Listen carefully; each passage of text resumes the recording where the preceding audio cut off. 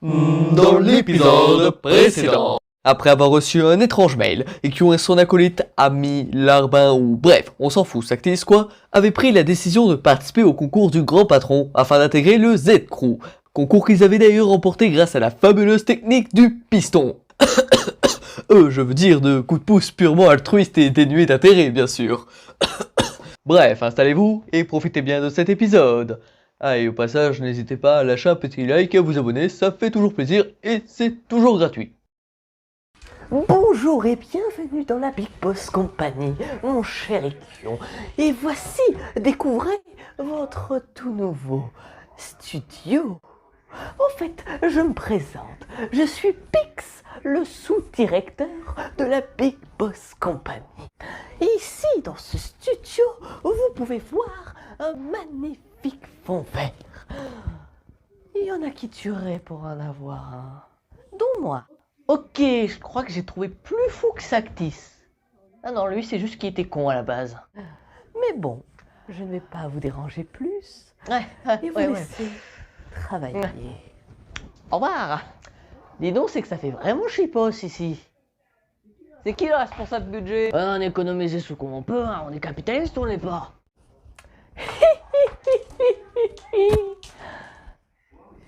Mais encore, ce n'est que le début.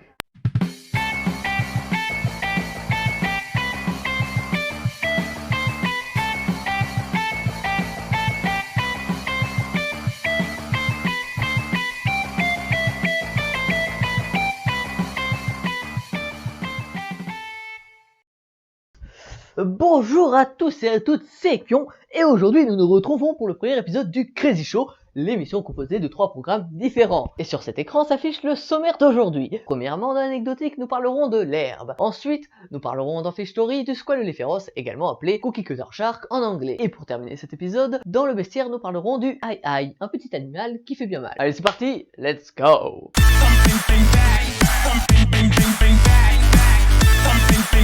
Aujourd'hui dans l'anecdotique, le sujet du jour sera l'herbe. Et oui, on va bel et bien parler de cette petite plante verte qui envahit vos jardins tel un nuage de grillons pratiquant l'invasion de masse dans le but d'anéantir vos récoltes. Attends, mais qu'est-ce que je raconte moi? Bref, pour commencer, qu'est-ce que c'est l'herbe? Eh bien, on va faire très court, on va prendre la définition Wikipédia. Le terme herbe désigne dans une acceptation large toute plante annuelle ou vivace non ligneuse faisant partie des angiospermes, monocotylédones ou dicotylédones, de couleur généralement verte. Quoi, vous n'avez rien compris? Moi aussi. Bon, pour faire plus court avec des mots plus compréhensibles, c'est une petite plante verte comme j'ai dit dans l'introduction. Et dans un sens plus étroit, reprécitation Wikipédia, le mot herbe désigne couramment les graminées. Attends, t'as des graminées? Non, les graminées. C'est une famille de plantes comprenant plus de 12 000 espèces et plus de 780 genres. Oui, c'est beaucoup. Bref, dedans on y retrouve des plantes comme les céréales, comme dans mon bol, la ferme Sactis, et plein d'autres choses. D'ailleurs, les formations graminéennes, les savanes et les prairies, sont composées à plus de 40% de poaceae. Des pois cassés? Non, de poaceae, qui est l'autre nom qui désigne les graminées. Bon, pour faire plus simple, c'est une famille de plantes dans laquelle il y a plein de choses utiles. Du riz, du blé, du maïs, de l'orge et de la canne à sucre pour manger, ou du bambou et de la chaume pour l'artisanat. D'ailleurs, d'après des études, les graminées sont apparues il y a plus de 85 millions d'années. Et oui, à l'époque, les dinos bouffaient déjà des graminées. La vache, c'est super vieux ce truc. Graminées, troisième âge, fuck yeah. Ah, et d'ailleurs, petite anecdote, en même temps anecdotique, le bananier n'est pas un arbre, mais une plante géante. Bananier, trop badass, fuck yeah. Eh oh Sactis, tu fous quoi là? Arrête avec les inserts, j'ai une émission à continuer moi. L'insert qui fait rage quitter Kion, fuck yeah. Putain, mais éteins-moi cette télécommande de merde. C'est un écran d'ordinateur, pas une télévision. Ah, c'est pour ça que ça marche pas. Bien vu l'aveugle. D'ailleurs, sont également appelées herbes les plantes aromatiques que tu retrouves dans ton assiette. Comme celle-ci? Non, ça c'est juste de l'herbe normale. Tao. Bon, tant pis, j'ai trop la dalle, je mange quand même. Ça va te rendre malade. Trop tard, je m'en fous. Faudra pas dire que je t'aurais pas prévenu. Oh, je sais pas ce que j'ai. Je me sens tout pour bien. Je te l'avais dit que t'allais tomber malade, mais bon, t'as pas voulu m'écouter, comme d'habitude. Bon, reprenons. Le terme herbe désigne aussi le cannabis. Police, rendez-vous sur le champ. Oh, qu'est-ce qu'il y a? Non, rien, j'ai juste entendu le mot... Le mot? Ouais, vous savez là, cette plante verte. Le cannabis? Oh, police, les mains en l'air. Quoi, mais vous avez pété un câble? Excusez-moi, c'est juste que quand je prononce ou même entends le nom de cette plante, je perds un peu les pédales. Ah ça, je vois bien.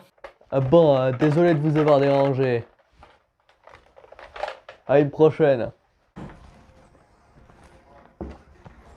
Hé, Kyo, regarde ce que j'ai trouvé. De la bonne? Non, non, non, non, chut, chut, tais-toi. Hein? Ok. Ouh.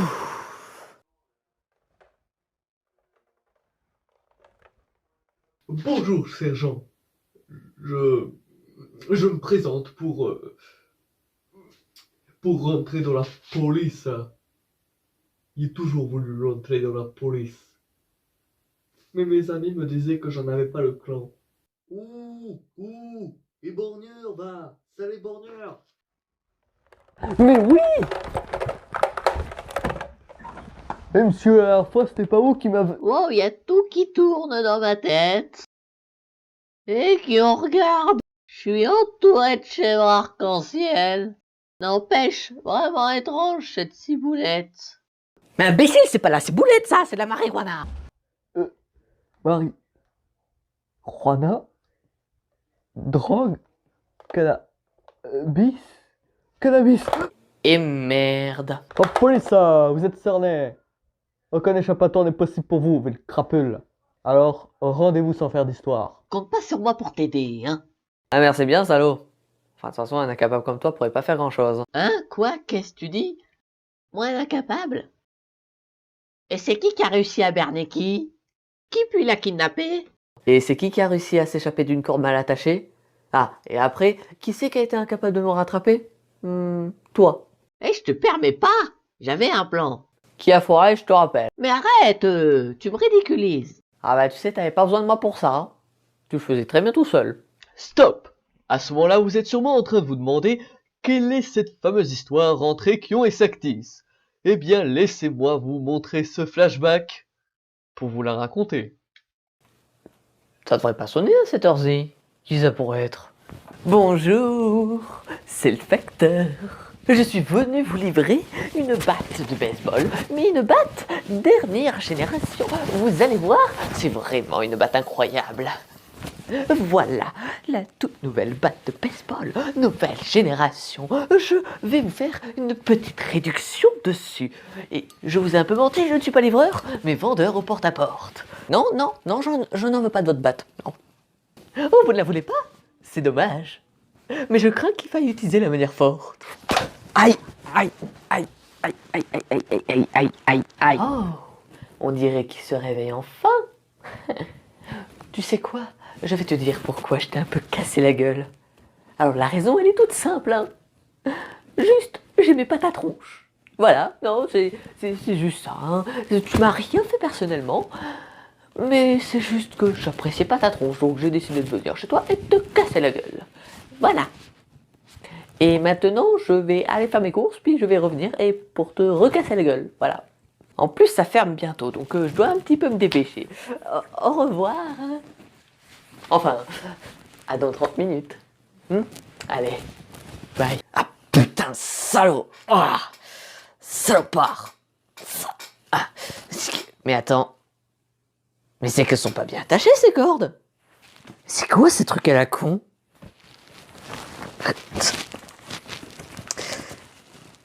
C'est même pas des cordes.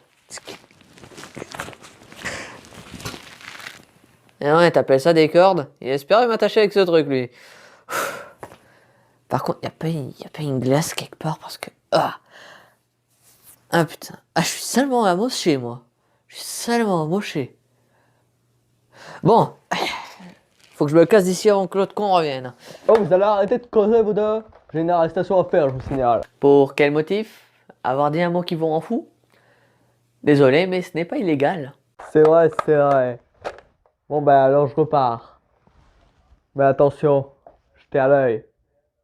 Un jour, je trouverai le moyen de t'arrêter. C'est ça, tu peux toujours courir. Vraiment agaçant ce flic. Heureusement que j'ai fini mon anecdotique. Je vais enfin pouvoir prendre ma pause. Tu devrais peut-être regarder l'heure. Hein? Et merde! Tout ça à cause de ce putain de flic à la con! Ah vite, je dois me dépêcher à me remettre en place, attends. J'ai bien tout, micro, on, ok, caméra, lumière, ok, tout est bon. Bonjour tout le monde. Aujourd'hui vous vous retrouvez dans le Bestiaire. Cette émission a pour but de vous parler d'animaux plus ou moins connus, mais tout aussi intéressants. Et c'est parti, nous commençons avec le aïe-aïe. Aïe-aïe. Je viens de le dire en fait. Mais non, c'est pas ça, c'est que je me suis vraiment fait mal. Ah, chier, ça t'apprendra. Et sinon, je peux savoir comment tu t'es fait ça? Eh ben en fait, je me suis fait attaquer par un animal. Tiens, je t'envoie la photo. Oh ben voilà une belle coïncidence. Comprends pas. Bah en fait, l'animal qui t'a fait ça est précisément le sujet de cet épisode, c'est-à-dire le aïe-aïe. Ah ok. Et sinon, il commence quand ton épisode? Maintenant.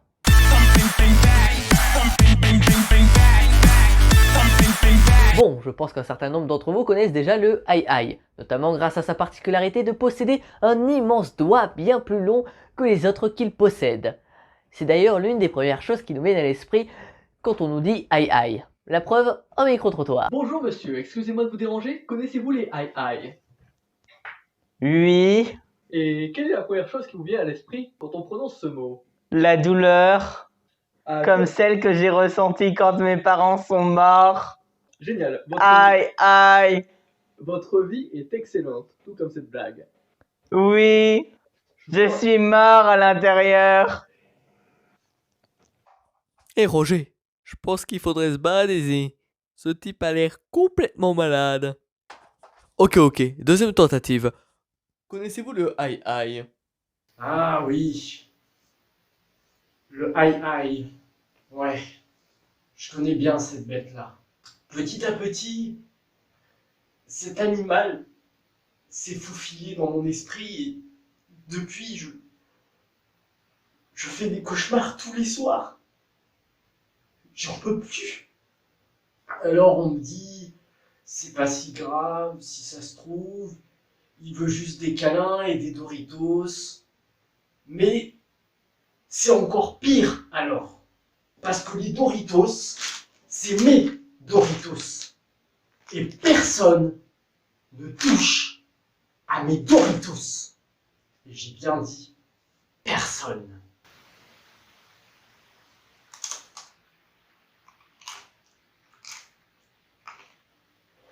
Et ceci n'était pas un placement de produit. Bon, on espère que ça va marcher cette fois-ci. Troisième tentative. Bonjour madame, connaissez-vous le aïe-aïe? C'est quoi? Regardez donc sur internet. C'est trop Montrez donc à nos internautes la tête de ce vaillant animal. Grrr. Moi je dis, il veut bouffer ton âme. Moi, je trouve qu'il est mignon. Espèce de créature du diable. Mais c'est méchant, ça, monsieur. Au revoir. Eh bien, on dirait que notre petit micro-trottoir n'était pas très concluant. Mais bon, dans cette vidéo, on est là pour vous apprendre des choses. Sinon, alors pourquoi regarder cette vidéo? Pour se foutre de ta gueule? C'est pas plutôt pour se foutre de la tienne? Oh, tu viens de frapper mon ego une nouvelle fois. T'inquiète pas, ça sera pas la dernière fois. Bref, le aïe-aïe est un animal faisant partie des primates et vit à Madagascar.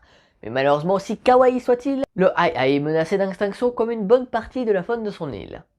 Kawaii?